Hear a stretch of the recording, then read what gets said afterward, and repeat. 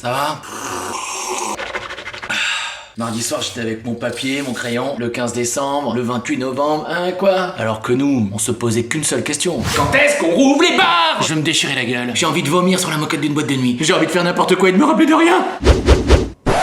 On se détend, les gars.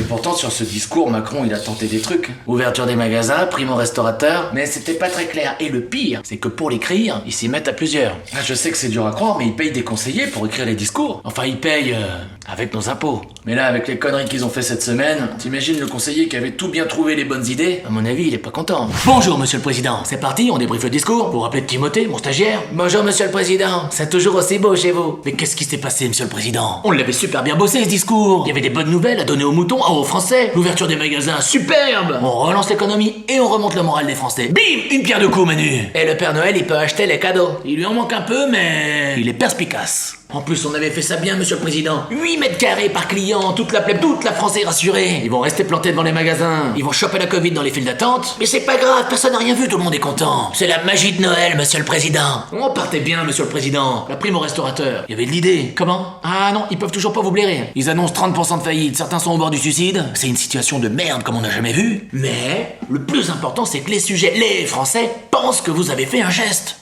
Elle est là la feinte. Parce que c'est le geste qui compte, monsieur le président. Il apprend vite. Pour eux, la semaine, elle partait pas trop mal. Mais ils ont fait ce qu'ils font de mieux. Ils ont fait n'importe quoi. Mais bien. Déjà, les stations de ski ouvertes et les remontées fermées. C'est comme si tu ouvrais Disneyland et que tu fermais les manèges. Pour des gens qui ont fait des études, tu te poses des questions. C'est une raclette sans fromage, un Cosmos sans vodka. Une levrette sans fesses, on a compris.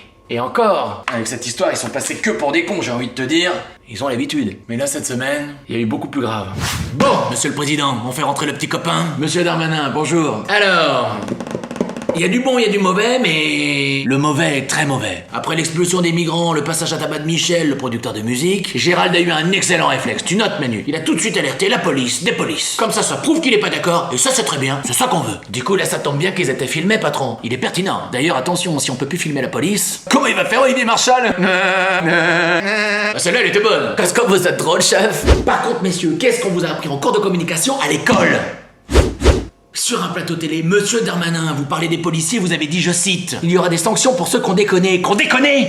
Mais ils ont failli tuer le Michel, putain, merde! Alors toi, mon Gérald, soit t'es un génie, soit t'es complètement con. J'ai fait la communication de Sarkozy, Cahuzac, Balkany, alors croyez-moi, j'ai pas fait l'armée, mais je peux vous dire que pour rattraper leurs conneries, j'en ai chié. Vous êtes impressionnant, chef. Mais là, mais comment tu veux que les Français puissent te blairer? Vous l'avez bien dit, là. Il est con, hein. Bon, tout le monde souffle. Monsieur Darmanin, monsieur le président, il y a encore un moyen de vous créer un capital sympathie auprès de la nation. J'ai une idée de génie, les Français vont adorer. Quand le vaccin va arriver, il faut que ce soit vous deux qui le testiez en premier. Après, vous allez vacciner les gens vous-même, vous offrez des vaccins et vous passez pour les sauveurs de tout le pays. Voilà comment on va faire. Bravo, monsieur Darmanin. Bravo, monsieur le président. Ah non, mais ça me vient comme ça. Je dois être solaire, mais je le sens. Je suis connecté à une force qui vient de plus loin. Mais patron, si jamais le vaccin il marche pas comme on veut, et s'il y a des effets secondaires super graves, et puis qu'il tombe malade, et puis qu'il meurt, mais il y aura plus de gouvernement. Cette réunion est terminée.